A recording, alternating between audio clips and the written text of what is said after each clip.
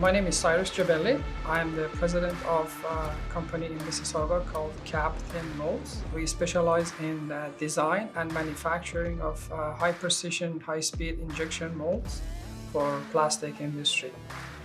When I came to Canada, I again was working in the aircraft industry, and then I started to teach in high schools. I did manufacturing technology, technical drawing, and then an opportunity then came along for me to teach at Sheridan. In that journey, I initially came in as an instructor, and then I became a program coordinator.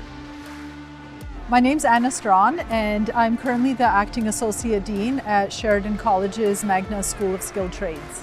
I was good with my hands and working with tiny little components, and after a 5-year project, I ended up with a patent in a heart surgery tool.